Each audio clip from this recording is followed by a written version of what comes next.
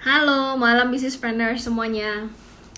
Kita berjumpa lagi nih di acara Business Q&A di hari Rabu ini di jam 7.45 sampai jam 8.45 malam bersama saya Melisa, dan hari ini kita bersama Pak Budi Isman. Jadi di sesi ini seperti biasanya sampai 1 jam ke depan itu teman-teman bisa tanya jawab langsung dengan Pak Budi. Jadi bisa ditulis langsung di kolom komen ataupun di bagian question box ya. Saya connect dulu nih ke Pak Budi. Business Planners yang join dari mana aja nih? Boleh tulis di kolom komen. Malam Pak Budi. Malam Marisa, apa kabar? Baik Pak. Pak Budi apa kabar Pak? Baik, ngantuk-ngantuk nih habis vaksin. Vaksin pertama ya Sorry Pak ya? tadi. Iya, sorry tadi ketiduran saya tadi karena nggak pernah tidur biasanya, tapi habis vaksin dari jam berapa? Jam 3 sampai di rumah tadi itu. Jadi nggak jadi meeting nih kita. Iya nggak apa-apa Pak. Iya, banyak yang bilang memang ada efek itu tuh Pak.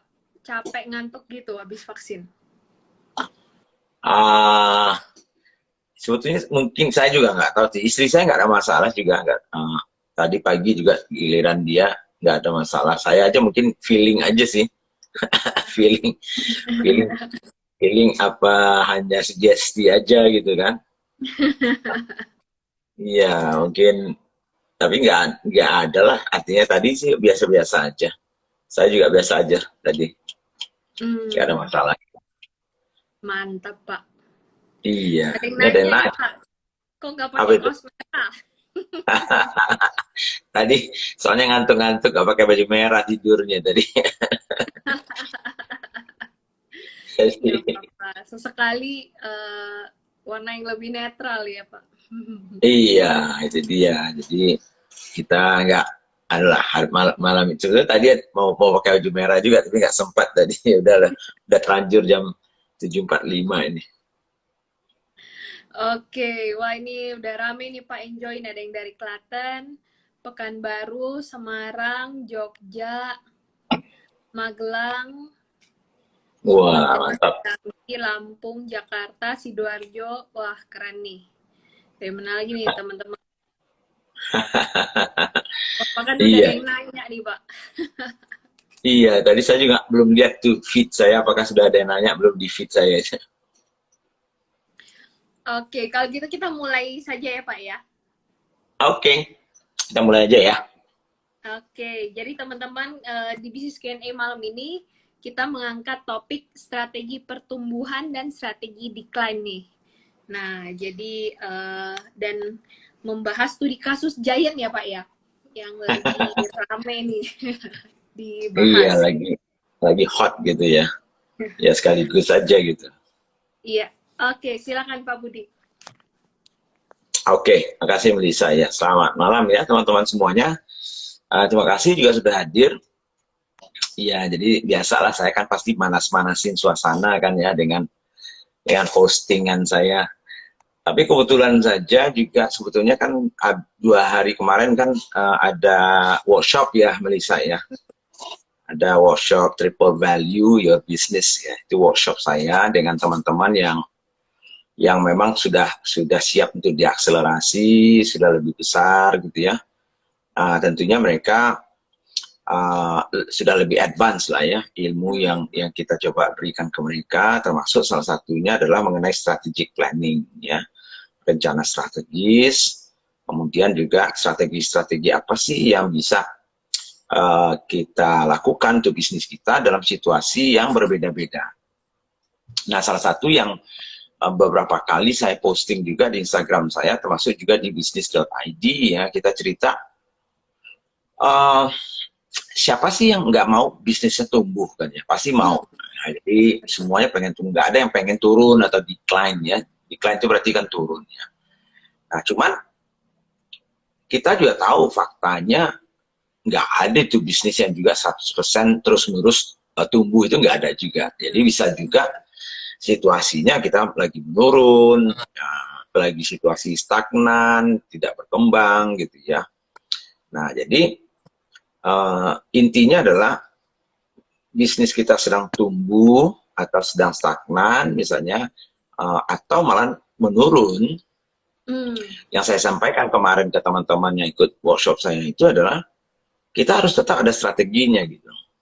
Iya. Jadi bukan saat kita tumbuh saja kita mikirin strateginya, tapi pada saat kita menurun, istilahnya saya itu kalau mati itu juga ada strateginya gitu. Jangan pasrah ya Pak ya. Iya, jadi jangan biarin aja mati ya sudah selesai udah. Jadi enggak, kalau mau mati pun kita harus mikirin strategi matinya yang terbaik itu bagaimana kan gitu ya. Jadi minimal matinya mati terhormat gitu. Nah itu yang baik, nggak banyak orang kan tentunya ngajarin itu gitu. Benar. Dan kebetulan ya saya juga cukup banyak kan pengalaman selama bekerja di perusahaan-perusahaan yang selama ini saya bekerja.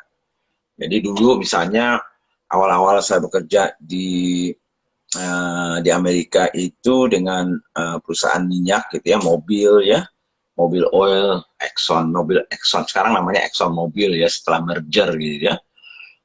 Jadi sebelum merger itu mobil oil sendiri, Exxon Mobil sendiri. Nah waktu saya bekerja di situ, saya bertugas di Texas waktu itu, di Dallas.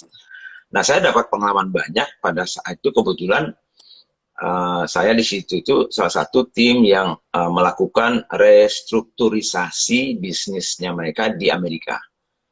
Jadi termasuk di situ misalnya fokusnya kemana, strategi apa ke depannya yang harus dilakukan, ya, apakah ada pengurangan kantor atau penambahan dan segala macam. Nah kebetulan mobil oil pada saat saya masuk itu masih bagus-bagusnya gitu ya, karena minyak tahun-tahun segitu itu masih tetap bagus gitu ya. Nah kemudian waktu saya di Indonesia, saya kan bergabung dengan Shell ya, perusahaan minyak juga, perusahaan minyak dan tambang ya, karena Shell itu kan perusahaan Belanda ya, memang bisnis paling besarnya itu adalah perusahaan minyak gitu ya, tetapi dia juga punya bisnis kimia ya, chemical, dia juga punya bisnis tambang gitu ya, dia punya juga bisnis energi solar gitu ya, selain dari eksplorasi produksi. Nah, jadi itu kan walaupun dia bisnis satu perusahaan, tapi dia punya istilahnya itu produk-produk atau unit-unit bisnisnya yang mungkin saja kategorinya berbeda-beda. Nah, misalnya kategori bisnis minyak beda dengan gas misalnya, walaupun ada miripnya. Gitu ya. Gas dengan solar lain, solar dengan wind energy lain, nuklir energy lain lagi, tambang lain lagi, chemical lain lagi. Walaupun, nah pada saat saya masuk itu, setelah beberapa lama itu Shell merubah juga strateginya ya, akhirnya dia sadar bahwa dia harus fokus kembali gitu ya, fokus kembali ke bisnis intinya. Nah, jadi kadang-kadang bukan UMKM aja sih yang melebar kemana-mana gitu. Perusahaan yang sudah kelas dunia, yang salah satu perusahaan terbesar di dunia aja bisa juga melebar kemana-mana. Kalau ya akhirnya tergantung ke apa namanya bosnya juga, CEO-nya juga kan. Nah jadi mungkin mereka sudah lari ke kimia, lari ke tambang juga segala macam. Nah jadi pada saat saya masuk itu, saya juga belajar, kemudian juga ikut membantu bersama-sama bersama-sama melakukan perubahan-perubahan juga. Jadi strategi barunya adalah fokus kembali misalnya ya. Fokus kembali core bisnisnya itu adalah energi gitu. Jadi kalau kategorinya diambil energi, kemudian DNA-nya itu adalah energi, maka yang tidak masuk dalam kategori energi dia buang kan gitu kira-kira. Nah jadi yang mana yang nggak masuk energi waktu itu? Nah termasuk salah satunya tambang gitu. Nah, karena dia ada tambang emas, ada tambang nikel, segala macam tambang lah pokoknya gitu ya. Mereka nggak ada tambang batu bara sih, tapi tambang emas dan segala macamnya. Itu ada di Indonesia juga ada, di Bengkulu ada beberapa itu ya, tambangnya itu. Nah, nama perusahaannya itu Biliton dulunya. Jadi PT Billiton itu bagian dari Shell dulunya. Nah, itu akhirnya kita jual gitu. Nah, juallah ke BHP ya, perusahaan tambang terbesar di dunia itu dari Australia gitu. Makanya nama perusahaan itu sekarang BHP Billiton gitu ya. Nah, unit bisnisnya yang chemicalnya atau kimianya itu, nah itu juga nggak masuk energi kan gitu. Nah, sehingga ya itu dijual juga gitu. Nah, akhirnya dijual. Nah, jadi tinggal hanya bisnis hulunya, eksplorasi dan produksi, kemudian bisnis hilirnya. Nah, hilir itu SPBU pada saat itu belum ada tahun-tahun 92 itu. Nggak boleh kan SPBU asing, itu hanya monopoli Pertamina waktu itu. Tapi sekarang Shell udah berkembang banyak di sini kan. Nah, ya kemudian yang ada waktu itu mereka jualan olinya gitu ya. Shell Helix, ya, base oilnya dan segala macamnya. Jadi itu artinya dalam sebuah bisnis itu kadang-kadang mereka tumbuh loh waktu itu. Jadi artinya bukan pada saat mereka decline gitu ya, mereka membuang itu gitu.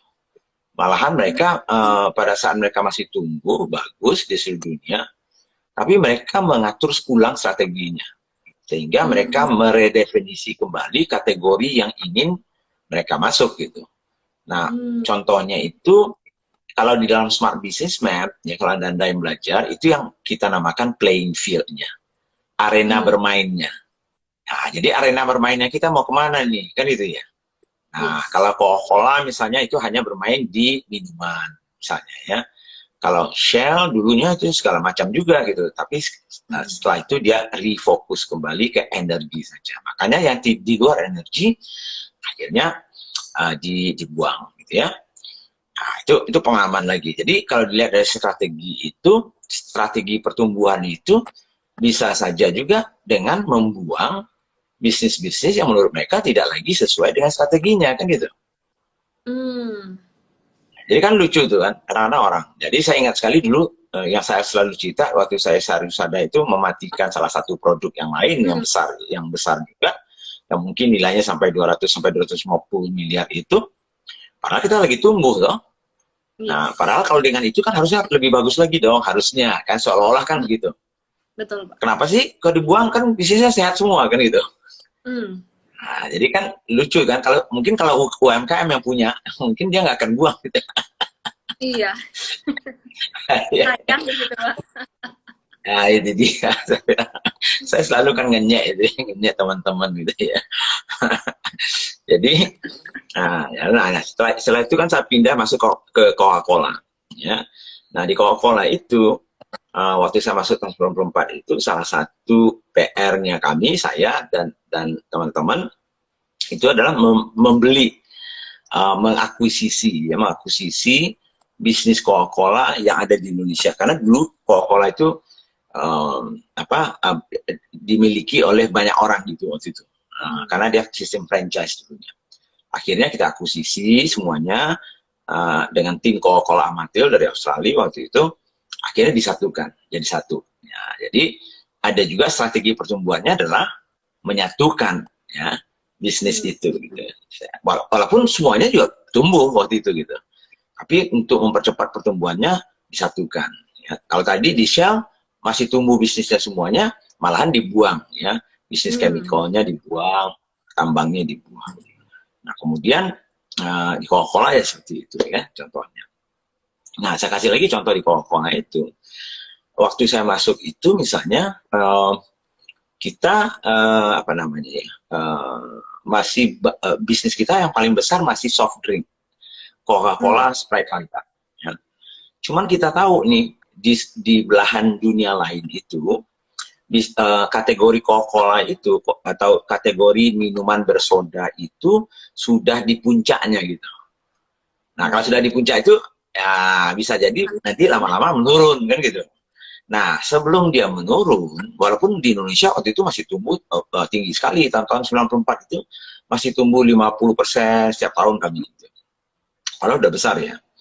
Nah, tapi waktu itu manajemen di Coca-Cola juga sudah memikirkan sebelum yang ini turun, sebelum kategori yang soft drinknya itu turun, maka mereka sudah melihat masa depannya itu nanti harus punya kita kategori lain yang akan menunjang pertumbuhan kita, kan itu. Nah, apa sih kategori yang lain yang dilihat yang paling besar air mineral gitu. Yang kedua adalah teh gitu misalnya ya. Nah, jadi pada saat itulah diputuskan kalau nggak salah itu ya mau masuk ke air mineral, mau masuk ke teh kan gitu ya. Nah, akhirnya diakuisisilah Ades waktu itu ya, diambil brand. Jadi daripada buat sendiri brandnya, ya udahlah ada lokal yang waktu itu ya dibeli gitu ya. Nah, kebetulan waktu itu yang teh salah satu pemain teh terbesar itu waktu kita mau beli nggak mau dijual gitu ya. akhirnya buat teh sendiri gitu namanya fresh tea gitu contohnya ya. Jadi artinya apa, tadi kategorinya kan kecil tuh, kategori soft drink bersoda. Nah, untuk dia mencapai pertumbuhan yang berkesinambungan supaya nantinya yang soda itu kalau menurun, maka yang ini masih mendukung gitu. Nah, maka dia masuk ke teh. Jadi dia memperlebar kategorinya menjadi bukan lagi kategorinya carbonated soft drink, tetapi dia memperlebar kategorinya ready to drink beverage. Jadi minuman siap saji. Nah, jadi apapun minuman asal dia siap saji dan non alkohol, nah, itu dia masukkan di situ ya. Nah, maka itu dia akan masuk nantinya. Nah, tapi waktu itu awalnya yang dia masuk dulu air mineral, teh. Nah, setelah itu apalagi masuk dia? Nah, masuklah orange kan, pulpy orange. Ya. Pulpy orange ya masuk. Nah, setelah itu dia masuk ke Nutribus. Nah, malahan sekarang kemarin Coca-Cola beli misalnya Costa Coffee ya. Nah, jadi sudah masuk kopi. Mungkin aja dia masuk ke susu nantinya. Yang penting adalah minuman yang siap saji. Jadi dia memperlebar kategori. Itu salah satu strateginya ya dalam melakukan pertumbuhan. Jadi jangan buru-buru juga gitu. Jadi kalau kita masih kecil, kita udah masuk kemana-mana, nah itu kan bikin repot. Sedangkan bisnis-bisnis yang besar aja, yang masih tumbuh aja, kadang-kadang dia buang. Yang masih tumbuh itu pun dia buang karena dia mau fokus. Kan gitu ya. Nah, jadi kita juga melihat itu ya. Nah, pada saat saya diminta untuk masuk ke Sadusada ya oleh pemegang saham kami dari Belanda, Royal Unico itu gitu ya. Nah, itu kan juga kita refocus kembali kan gitu ya. Nah, untuk mencapai pertumbuhan, kami masih tumbuh waktu itu. Cuma tumbuhnya tidak secepat kita mau gitu. Nah, salah satu caranya untuk tumbuh, satunya adalah fokus misalnya. Makanya ada beberapa produk yang kita matikan, malah kita buang gitu ya. Kita tidak produksi lagi, kita hanya fokus di SGM saja waktu itu ya. Nah, pada saat kita menjual itu ke Danone itu, nah, fokusnya juga sudah jelas ada strateginya ya. Nah, jadi itu salah satu strategi pertumbuhannya itu macam-macam ya. Nah, di dalam triple value saya kemarin itu kan saya cerita sebetulnya ada secara kelompok strategi pertumbuhan itu ada beberapa saja sih sebetulnya. Cuman saya bilang teman-teman, sebetulnya ada pertumbuhan yang terkonsentrasi, yang fokus. Jadi ada strategi pertumbuhan yang fokus, ada strategi pertumbuhan yang terintegrasi, ada juga strategi pertumbuhan yang diversifikasi. Nah, ada juga yang kombinasi dari tiga-tiganya, tapi nah itu yang tadi itu. Tapi ada juga kalau situasi bisnis kita itu sedang tidak bagus dan memang betul-betul sudah sulit untuk diselamatkan dan terus menurun, maka itu kan decline namanya ya, menurun. Nah, itu pun kita harus ada strateginya kan gitu. Nah, jadi strategi inilah yang saya lihat, yang saya sampaikan ke teman-teman bahwa decline strategi itu pun sebetulnya ya sudah sering digunakan oleh banyak perusahaan gitu ya. Jadi saya pun juga melakukan itu gitu ya. Kalau ada yang lagi dia macam-macam. Jadi kita ambil contoh lah misalnya yang di dalam postingan saya itu soal Giant ya. Giant itu kan retail bisnis yang di bawah PT Hero ya, dan perusahaan terbuka itu kan itu ya. Nah, dia punya beberapa brand sebetulnya ya. Betul. Yang dia jalankan. Jadi ada IKEA, ya memang paling besar waktu itu Hero dan Giant ya. Ada juga Guardian gitu ya. Kemudian kemudian setelah itu yang terakhir IKEA ya, setahu saya ya. Nah, Itu, jadi sebetulnya itu kan portfolionya, artinya Hmm. sama dengan kita, kalau kita punya bisnis, kita punya 4 produk lah. Nah, misalnya kan gitu ya. Nah, produknya namanya satu Giant misalnya, yang kedua ada Hero, yang ketiga ada Guardian misalnya, yang kemudian yang keempat ada misalnya IKEA misalnya. Ya, saya kasih contoh aja. Nah, dari keempat produk itu misalnya, ya, jadi brand ini, karena dia sama-sama bisnisnya sama, retail semuanya, kan Betul. retail, bisnisnya retail ya, karena dia tidak memproduksi sendiri gitu ya. Nah, jadi, nah di antara itu, ya, format dari bisnisnya beda-beda. Nah, Hmm. Giant itu dulunya fokusnya sebetulnya ke hypermarket gitu, yang besar-besar itu. Walaupun dia ada juga yang supermarket yang mirip-mirip dengan hero-nya. Ya. Ya, Ada betul. juga yang namanya Giant Express juga ada. Hmm. Nah, ini kalau saya sih melihatnya, gitu, kan lucu aja. Karena Hero, ya, Hero sendiri juga, Hero tidak punya hypermarket seperti Giant. Tapi dia supermarketnya banyak gitu. Kemudian supermarketnya yang kecil-kecil. Nah, Hmm. dulu itu kan berantem tuh antara satu produk itu Giant dengan Hero itu ya kok mirip-mirip gitu. Nah, akhirnya setahu saya kalau saya melihat dari kacamata orang awam di luar, akhirnya dia mencoba membedakan brandnya Giant itu dan Hero itu marketnya berbeda. Nah, akhirnya yang Hmm. Hero itu dijadikan yang premium, ya, untuk Betul. orang yang lebih premium, Giant yang untuk memang untuk massal, ya kan itu ya. Betul. Hmm. Nah, jadi Hero tidak naik, dia tidak punya hypermarket yang besar-besar, Hmm. tapi dia membuat bisnisnya yang kecil-kecil, premium, dan harganya juga lebih mahal gitu Ya. di Hero itu, gitu ya. Hmm. Dan banyak juga. Ya, jadi kalau Anda mau cari barang-barang import, lebih banyak di Hero gitu Betul. dibandingkan Giant. Itu contohnya kan ya, Hmm. karena memang untuk orang-orang premium. Nah, sekarang IKEA kan fokusnya tidak sama dengan Hero dan Giant, karena Hmm. itu khusus untuk living ya, untuk Yes. personal living ya, untuk furniture dan segala macamnya ya. Ah, sedangkan Guardian fokusnya lebih di health-nya, retail health-nya. Ya. Jadi, nah, Guardian ya itu kecil-kecil. Nah, IKEA memang biasanya kan besar ya. Nah, jadi kalau dilihat dari situ ternyata kan gitu ya, dari beberapa tahun yang lalu ya, apa namanya, behavior konsumen ini, jadi konsumen ini kan apa ya, terus menerus akan berubah ya, perilakunya ya. Jadi kita sebagai pebisnis memang harus terus menerus memperhatikan yang namanya itu perilaku konsumen, consumer behavior itu. Nah, sebab itu akan mempengaruhi bagaimana cara mereka berpikir, bagaimana cara mereka mengambil keputusan dalam kehidupan sehari-harinya, termasuk belanja, kan gitu. Atau Hmm. barang yang dia mau produksi. Nah, dulu zaman-zaman saya itu tahun-tahun 90 akhir misalnya, hampir-hampir tahun 2000, format hypermarket itu belum banyak. Ya. Yang pertama Hmm. sekali mengeluarkan format hypermarket itu adalah Carrefour setahu saya. Carrefour waktu itu dari Prancis gitu ya. Nah, pada saat itu behavior atau perilaku konsumen ya, mereka lihat bahwa tepat ada hypermarket, karena hypermarket itu besar ya, Hmm. besar, kemudian banyak sekali produknya, karena mereka melihat gitu, ternyata konsumen Indonesia ini kalau pergi ke hypermarket itu seperti dia apa namanya Liburan, ya, Mbak. jalan-jalan. Ya, jalan-jalan Hmm. loh. Jalan-jalan. Ya. Jadi sambil belanja, jalan-jalan karena AC dingin, enak ke bawa harga gitu ya. Dan itu belanja sekali seminggu atau sekali sebulan kan gitu. Biasanya kan gitu. Sehingga mereka beli barangnya banyak, cukup lengkap gitu ya di sana. Dan barangnya ya lumayan lah, dibilang murah banget Hmm. tidak, tapi lumayan murah gitu ya. Nah, sehingga dia dulu kan hanya ada supermarket sebetulnya. Jadi dia naik kelas itu lebih besar lagi. Hmm. Nah, sehingga karena behaviornya orang-orang yang belanja di hypermarket itu berbeda dengan orang belanja di supermarket, dan berbeda juga orang belanja dengan minimarket. Minimarket itu dulu belum ada, kan gitu ya. Hmm. Yang dulu tuh ada itu kan cuma warung-warung biasa, warung-warung tradisional.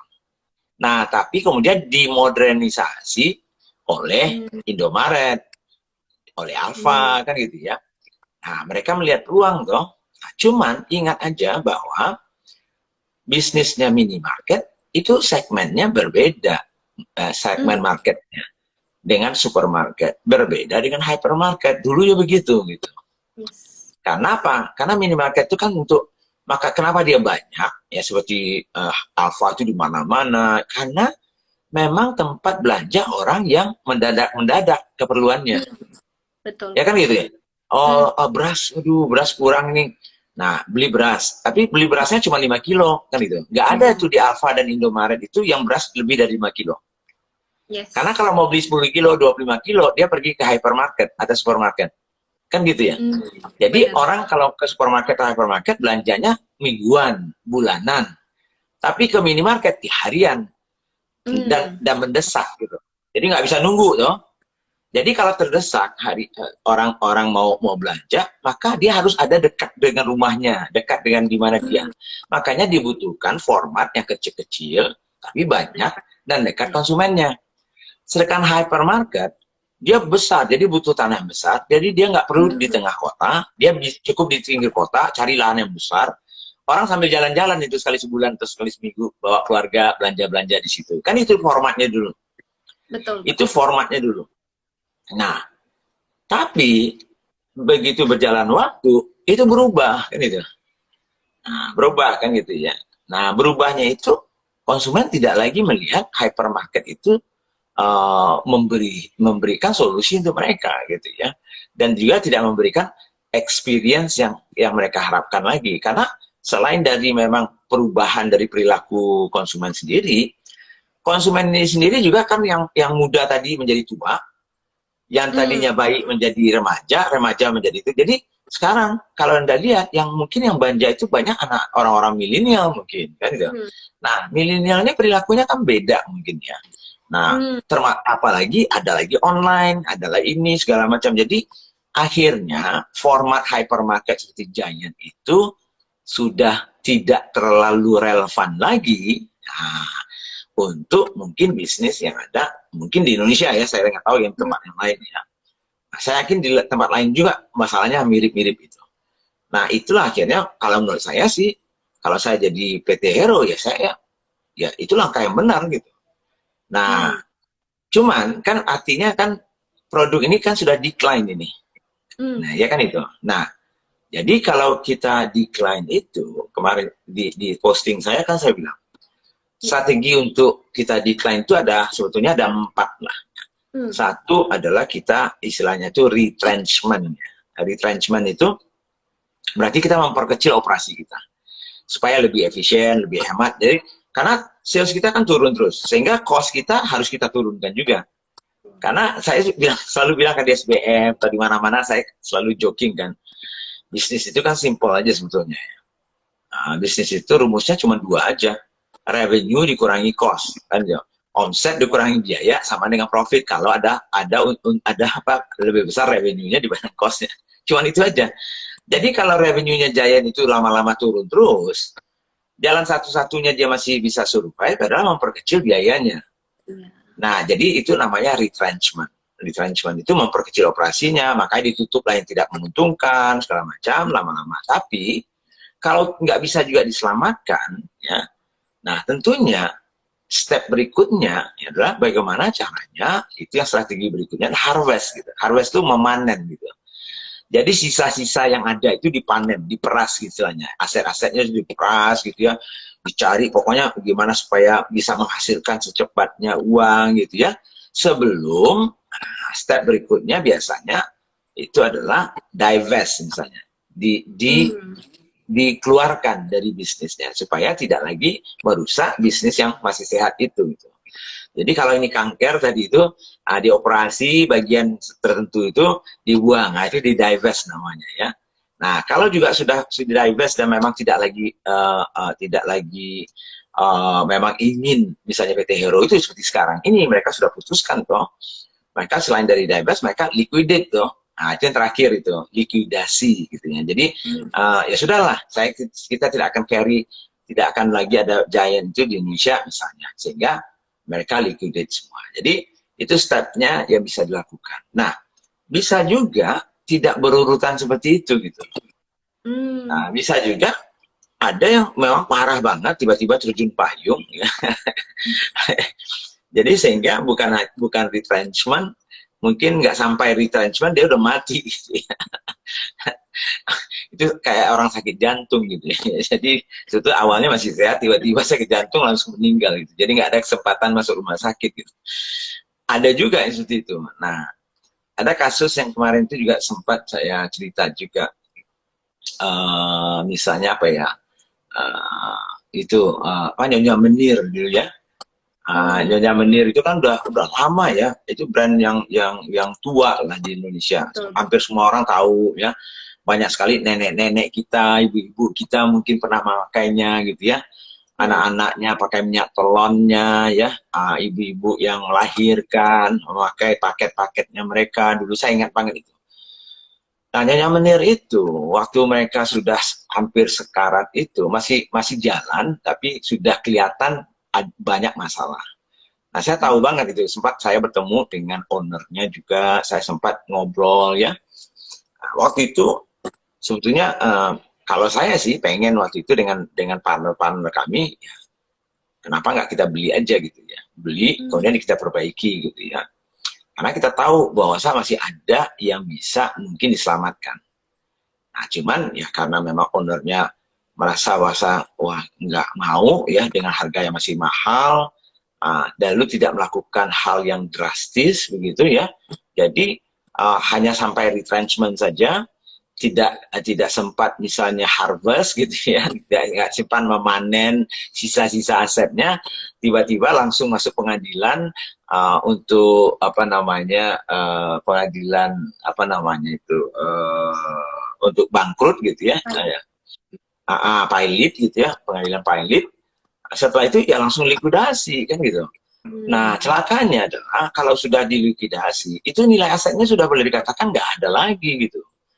Nah, padahal kalau pada saat masih hidup itu mungkin nilai dari brandnya ya, atau namanya at least ya, walaupun brandnya mungkin sudah tidak terlalu ini lagi, tapi minimal namanya itu dan beberapa hal. Kalau saya sih, kalau saya divest, perbaiki, jual, itu mungkin jauh lebih menguntungkan misalnya ya, dibandingkan nggak telat memikirkannya, lalu tiba-tiba ya sudah dipilotkan orang masuk pengadilan, ya udah jual ketengan kan jadinya. Nah itu jual ketengan ya murah kan itu ya. Nah, kan gitu ya, sama kayak mobil ya, jual bannya sebagian, mesinnya sebagian, pintunya sebagian. Padahal mobil itu mobil utuh yang kalau dijual, kalau dirawat waktu itu walaupun terseok-seok mungkin harganya masih lebih bagus dibandingkan jual ketengan kan gitu. Benar. Nah, itu contohnya ya. Nah, jadi itu sih sedikit. Jadi artinya apa sih yang ingin saya sampaikan teman-teman? Jadi kita harus belajar mengenai strategi pertumbuhan kita. Semua kita mau tumbuh ya. Tapi kita harus tahu strategi apa yang paling tepat untuk kita ya. Dan ingat bahwa memilih strategi yang tepat itulah yang akan menentukan nasib kita jangka panjang, sustainable atau tidak. Nah, kalaupun nasib kita misalnya tidak bisa tumbuh, maka kita juga harus punya strategi bagaimana menyelamatkan perusahaan kita, atau bagaimana caranya mematikan perusahaan kita dengan tadi itu terhormat dan minimal masih bisa mengurangi kerugian-kerugiannya. Itu intinya. Jadi tetap ada strategi. Jadi belajarlah teman-teman juga ya, belajar dari pengalaman orang lain gitu ya. Belajar dari di bisnis ID juga. Kalau saya lihat misalnya smart business map itu value creation itu fondasi banget kan ya. Lalu belajar misalnya keuangan, bagaimana cash flow, itu apa yang kita sudah tampilkan bisnis.id itu sebetulnya itu basic banget. Jadi kalau bisa itu dikombinasikan, dibelajar, mudah-mudahan teman-teman bisa selamat. Dan tentunya tidak sesimpel itu juga saya tahu. Jadi teman-teman kadang-kadang, wah Pak Budi ini ngomongnya enak banget gitu, kayaknya gampang. Ya tahu saya tidak ya. Banyak hal-hal yang detail yang harus dilakukan. Kemarin di Triple Value Workshop kita kan juga begitu. Waduh Pak, ini banyak sekali PR. Lah ya banyak. Emangnya nggak banyak saya. Ya coba ya, coba pelajari, praktekkan, gagal coba lagi praktekkan, ya mudah-mudahan itu bisa diperbaiki. Itu Melisa, mungkin sudah bisa, mungkin kita coba tanya jawab deh. Oke, siap Pak Budi. Jadi tadi kalau untuk strategi decline itu ada 4 poin ya Pak ya tadi ya. Ya, retrenchment, harvest, divest, sama liquidate ya. Kalau yang strategi pertumbuhan tadi ada yang fokus, integrasi, sama diversifikasi ya Pak ya? ya. Itu pecahannya banyak lagi tuh sebetulnya ya, tapi kan nggak mungkin kita bahas dalam cuma Iya, 15 menit. nggak keburu Pak. Ikut aja triple value saya nanti. Nggak tahu, saya ingat. Mungkin 3 bulan lagi kalau ada. Oke, teman-teman. Nah, tadi teman-teman kita sudah bahas nih, juga ada studi kasus Giant. Jadi teman-teman yang punya pertanyaan, boleh tulis di kolom komen atau di question box ya. Kita masuk ke pertanyaan pertama dari Green Exotic Farm nih Pak. Ya, Tadi apa akibat dari bisnis yang melebar? Tadi studi kasus yang Shell terhadap ya, bisnis Shell yang playing field-nya melebar. Apa pertimbangannya sehingga harus refocus, Pak? ya. Sebetulnya logikanya kan gampang ya. Artinya kalau terlalu banyak mainan kita, ya. Kalau tadi misalnya mainan kita satu nih, kita fokus Hmm. saja, kita menjadi ahli di situ. Tapi Hmm. sekarang kita mencoba menjadi ahli di 2, 3, 4. Kemungkinan besar kita tidak akan menjadi ahli di situ. Kemungkinan kita tidak bisa menjadi bagus di semuanya gitu ya. Hmm. Nah, jadi sesimpel itu aja ya. Istilahnya itu kalau kita tidak fokus berarti energi kita, waktu kita, dana kita, uang kita itu terbagi-bagi. Jadi misalnya Hmm. kan gini, katakanlah kita punya hanya duit 100. Duit ini kan terbatas. Nggak ada bisnis sebesar apapun di dunia itu pasti uangnya terbatas. Ya.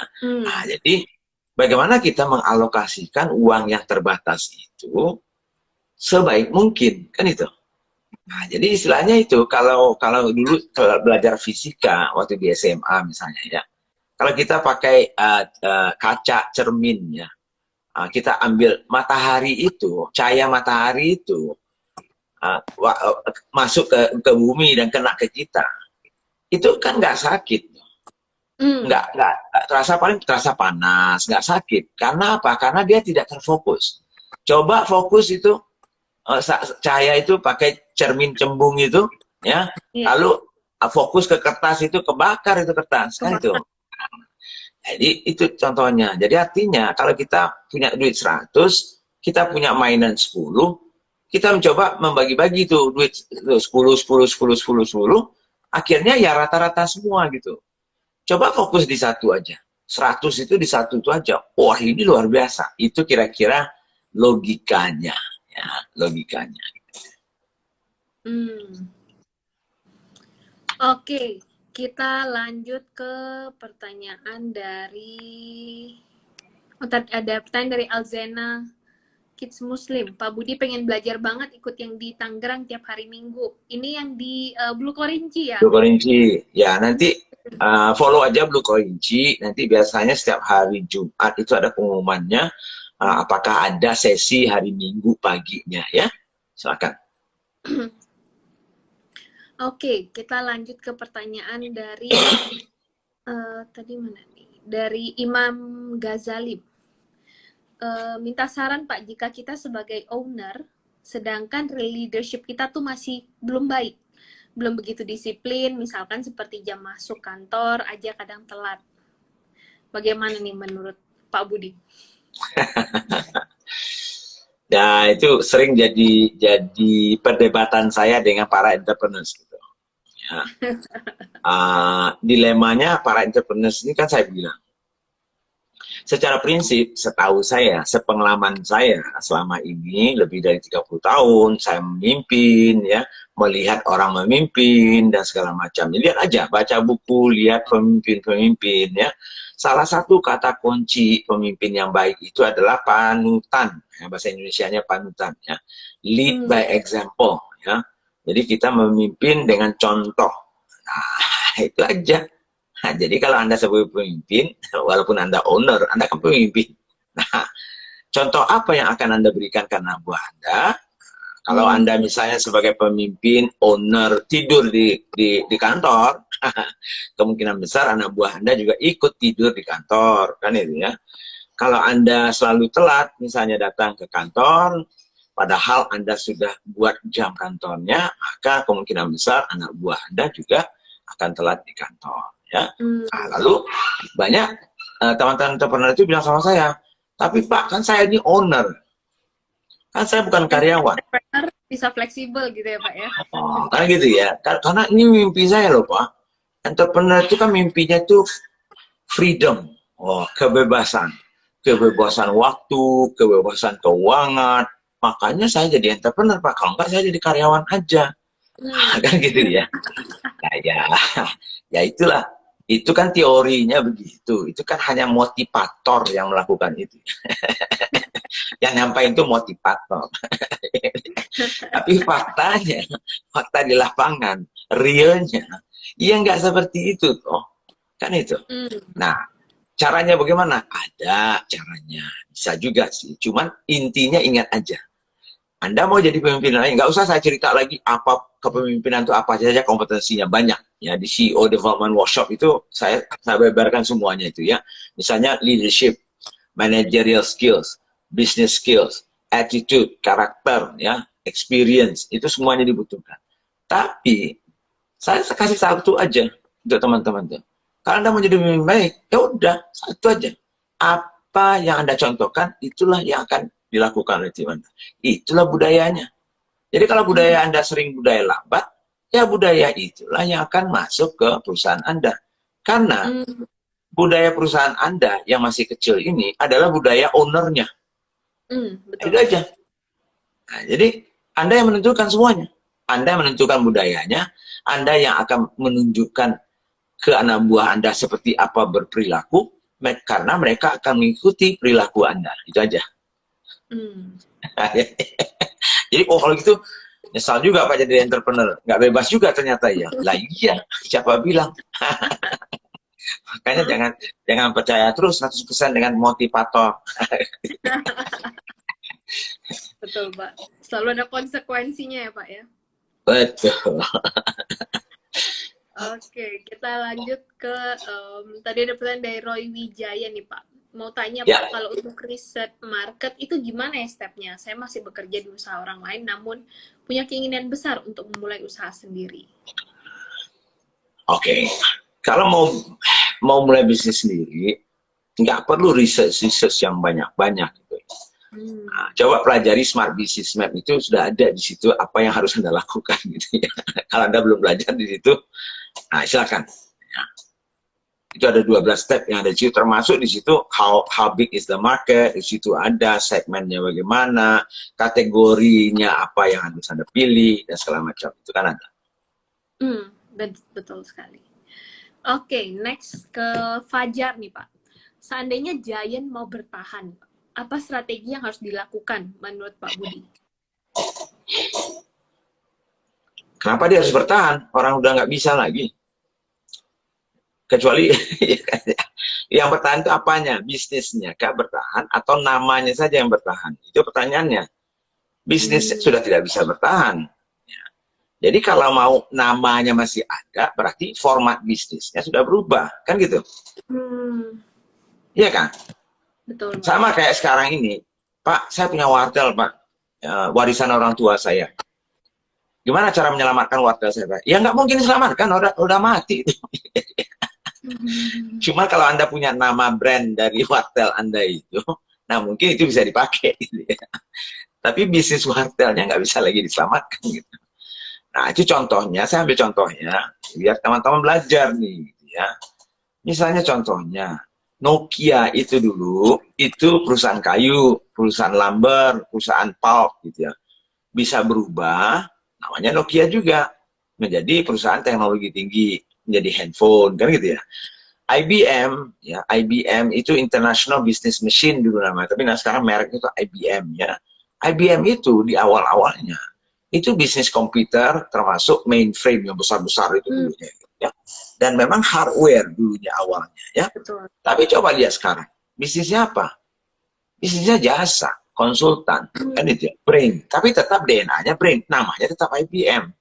Jadi kalau yang Anda maksudkan nama Giant-nya masih ada, ya berarti format bisnisnya yang harus dirubah. Sehingga menyesuaikan diri dengan format yang punya potensi untuk berkembang. Gitu. Oke, next pertanyaan dari Adit Momon nih Pak. Kalau kayak Rex abnormal itu masuk kemana Pak? Nih bisa Maksudnya apa masuk ya? apa nih? Masuk kemananya masuk apa nih? Ya, Mas Rexnya masuk kandang, masuk masuk rumah, masuk apa? Saya nggak ngerti maksudnya pertanyaannya. Ini perjelasan dulu apa itu maksudnya Iya. gitu.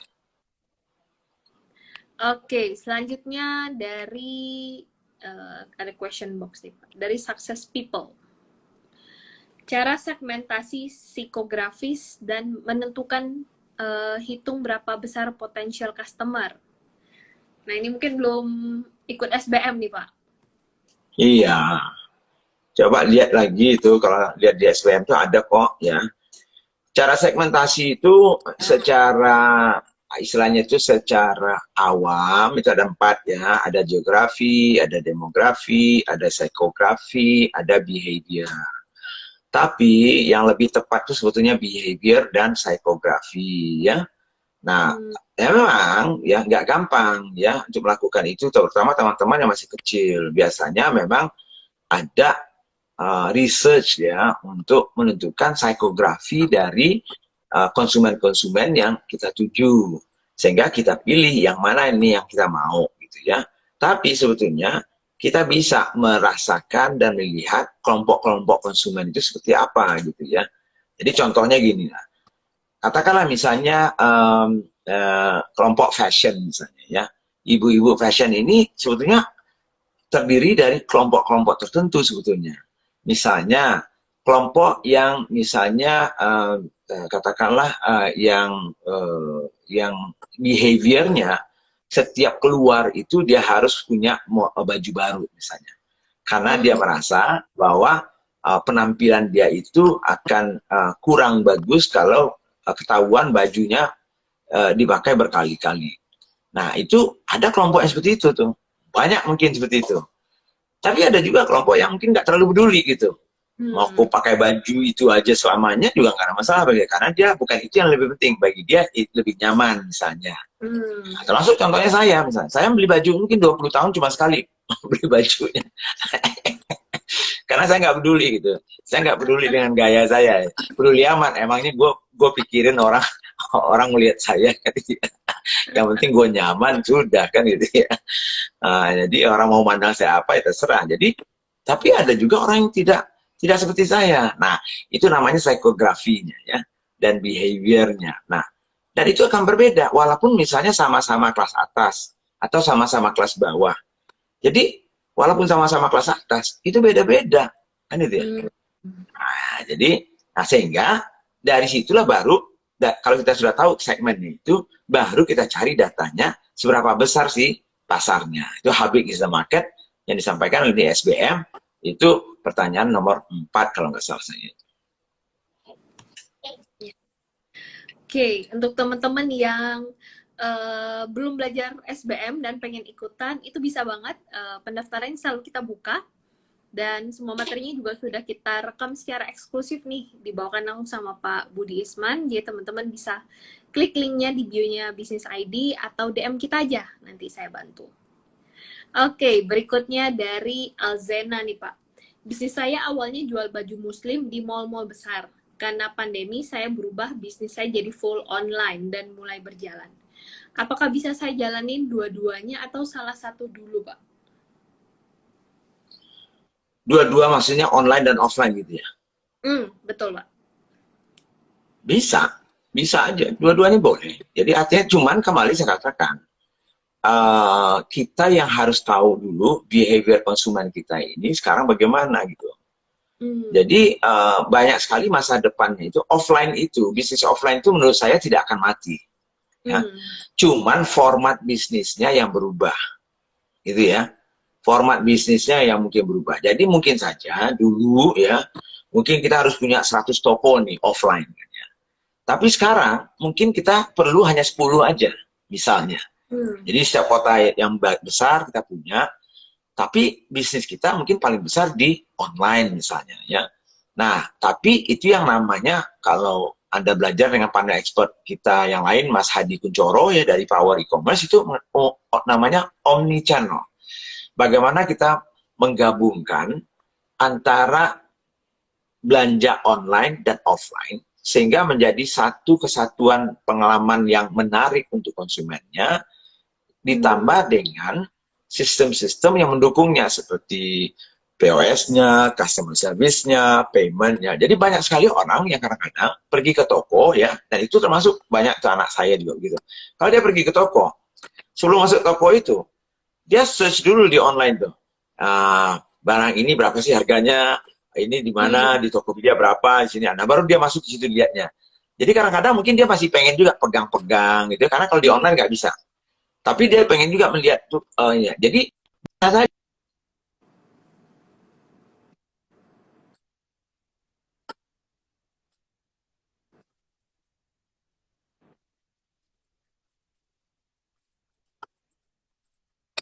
coba pikirkan formatnya itu seperti apa, gitu ya, nantinya. Hmm. Oke, pertanyaan selanjutnya dari Aziz Wicaksono. Pak, kalau semisal ini UMKM, kalau dari jumlah tim dan omset masih termasuk kecil, sudah Ya, tumbuh 5 tahun terus, apa sudah bisa punya intangible asset? ya bisa dong. Um, bisa banget. Ya, apalagi sudah 5 tahun ya. Cuman pertanyaannya, kita kita paham nggak intangible asset kita? Kita bangun nggak intangible asset kita? Kan itu ya. Kita Hmm. belajar value creation, ya, karena dengan value creation itu kita membangun intangible asset kita, ya. Biasanya bisnis real kita itu lebih dilihat tentunya aset realnya. Sedangkan yang intangible Hmm. asset itu bentuknya itu kan adalah brand, ya, mungkin paten, ya, mungkin goodwill, ya. Nah, itu yang intangible. Tapi itu kan nggak bisa langsung dihitung begitu saja gitu. Kita harus bangun gitu. Dan kita tidak akan Hmm. tahu harganya, nilainya, kecuali kita melakukan valuasi nantinya. Kalau kita pengen ada investor Hmm. atau kita pengen jual baru. Nah, maka kemarin itu 2 hari kita di Triple Value Workshop itu kan kita belajar memvaluasi, ya, memvaluasi bisnis Hmm. itu tangible berapa, intangible-nya berapa, gitu ya. Supaya teman-teman yang sudah kelasnya memang pengen akselerasi, ya kebetulan mungkin saja mereka membutuhkan dana suatu saat nanti atau mau berpartner, ya dia juga harus paham itu. Hmm. Oke, kita lanjut ke pertanyaan dari Dwi Priyosutrisno. Pak, apakah bisnis minimarket masih berpotensi, Pak? Atau juga akan terdistrupsi seperti yang terjadi pada Giant? Kira-kira adaptasi bisnis minimarket di era disrupsi seperti apa ya, Pak? Nggak bisa juga saya prediksi sih. Mungkin saya harus perdalam dulu. Tapi kalau perkiraan saya sih masih akan cukup ada ya.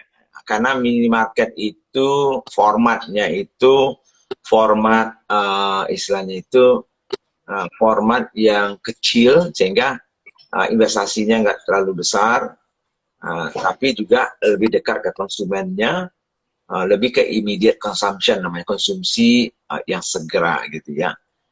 Tapi kembali saya katakan, saya tidak pernah akan bisa menduga misalnya tiba-tiba ada orang yang lebih kreatif lagi. Artinya kan gini ya, bisnis itu terdisrupsi itu menurut saya, kembali saya katakan itu bukan karena teknologi, ya, bukan itu, tapi karena ada orang yang pintar yang bisa membaca perubahan-perubahan perilaku konsumen dan memberikan solusi yang baru untuk konsumen itu. Kan itu dia. Hmm. Nah, kalau misalnya pemakai-pemakai kita yang memakai minimarket ini banyak sekali keluhannya, banyak juga problemnya yang tidak bisa diberikan solusinya oleh minimarket yang ada sekarang ini.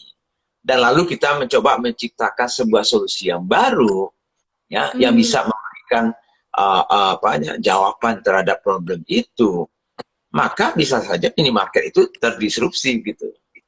Hmm. Saya nggak tahu apakah itu.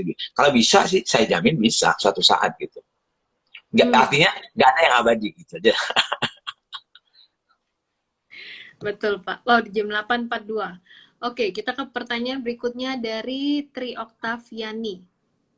Bagaimana jika mulai memiliki usaha, namun value-nya kadang belum paten dan masih terkesan sama saja, mungkin sama dengan yang lain kali ya. Bagaimana strateginya, Pak? Strateginya pertama, kalau belum belajar SBM, belajarlah dulu SBM. Itu lebih clear. Kalau tidak, mau lompat langsung ke value creation, itu lebih bagus lagi. Ya, silakan kalau mau memperbaiki itu aja. Karena nggak bisa juga saya jelaskan, apa sih value Anda? Kan pertanyaannya. Siapa kompetitor Anda? Apa yang membuat Anda berbeda atau tidak? Segmen pasar Anda siapa? Dan apa yang bagi mereka relevan? Baru saya bisa jawab, oh value ini bisa ditingkatkan atau tidak, kan itu. Yes, betul sekali. Nah, kalau teman-teman ikut SBM, itu nanti sudah ada pertanyaan yang secara runut ya. Jadi Iya, sangat membantu kerangka berpikirnya gitu. Jadi kita ketika pendekatan kita tuh nggak dari segala arah karena kadang jadi random gitu. Jadi susah. betul. Nah, dari SBM itu enaknya pertanyaannya tuh udah runut, jadi kalau diikutin teman-teman jawab itu akan sangat mudah dan sangat membantu. Ya, Oke, next dari mungkin ini pertanyaan terakhir ya Pak, udah jam 8.44. ya. Uh, dari Denny Wahyudi. Jika dihadapkan pada pilihan di saat yang sama, menambah line bisnis atau melikuidasi salah satu line bisnis, pilihannya lebih baik yang mana, Pak? Oke, kalau harus bagaimana? Harus bagaimana Kalau tadi itu? kalau dihadapkan dengan dua pilihan nih Pak pada saat yang sama, menambah line Oke. bisnis atau melikuidasi salah satu line bisnis, Ya, pilihannya lebih baik yang mana? pilihan menambah line bisnis dengan pilihan melikuidasi salah satu line bisnis itu tidak pilihan yang sama. Nggak mungkin sama itu. Jadi saya nggak bisa mengatakannya. Jadi bagi saya itu tidak sama. Jadi tergantung situasi Anda bagaimana, kan itu pertanyaannya. Nggak ada itu. Ya, kalau sama berarti ya tinggal 50-50 aja, tinggal berdoa aja gitu, doa gitu ya. Ya udah, apa yang jawabannya doa itu, ya pilih aja salah satu. Kalau sama semua kan itu. Karena saya yakin tidak ada, nggak mungkin sama itu. Ya, Hmm. antara menambah lain bisnis dan melikuidasi salah satu bisnis itu tidak ada, tidak sama Hmm. peringkatnya, tidak Latar sama belakang juga bisnisnya tuh prioritasnya. berbeda gitu ya Pak? Betul, udah pasti. Saya sudah tahu itu pasti yang mana yang saya akan dulukan. Kalau saya tahu situasinya bagaimana, kan gitu. Hmm. Jadi backgroundnya kan saya nggak tahu nih apa, bagaimana strateginya, mau arahnya mau kemana dan segala macamnya kan gitu. Hmm. Yes, betul sekali. Oke, itu pertanyaan terakhir untuk di sesi ini, teman-teman. Jadi jangan khawatir, kita ketemu lagi di minggu depan, di Senin dan Rabu, di jam 7.45 sampai jam 8.45, di hari Senin bersama Pak Baskoro Hadi, dan di Rabu bersama Pak Budi Isman. Dan sampai ketemu di hari Sabtu ini di Business Forum, jam 10 pagi, itu pendaftarannya udah kita buka, dan itu free, jadi teman-teman bisa join, bisa daftar, Dengan Rex tinggal ya, di, ya betul. Sabtu ini kita dengan Rex Marindo, itu topiknya itu 8 cara fundamental untuk menciptakan ide yang impactful di bisnis kita. Nah, jadi teman-teman bisa daftar segera karena slotnya terbatas. Dan tadi mungkin untuk teman-teman beberapa yang pertanyaannya mengenai bagaimana nih caranya kita supaya bisa menciptakan diferensiasi, supaya bisnis kita lebih berbeda dari yang lain, menciptakan value, itu bisa banget teman-teman mulai belajar dari SPM. Kalau yang teman-teman yang belum ikut SBM bisa mulai dari sana, kemudian juga belajar value creation juga. Nah, itu udah dua kombinasi maut lah yang kalau teman itu kayak kurikulum wajib ya Pak ya. Jadi kalau ya. teman-teman mau bangun bisnis yang jangka panjang, nah itu fondasi banget. Ini dari Mas Husni, SBM memberikan pencerahan strategi dan ide yang luar biasa. Terima kasih. Oke, oh gimana cara daftarnya? Teman-teman bisa klik link di bio-nya Bisnis ID atau DM kita aja. Nanti saya bisa bantu untuk pendaftarannya. Oke, thank you Pak Budi, thank you Bisnis Planner Oke, yang thank sudah you menyimak. Melisa. Sampai ketemu di hari Sabtu, teman-teman. Sabtu ya, sampai ketemu nanti. Selamat malam.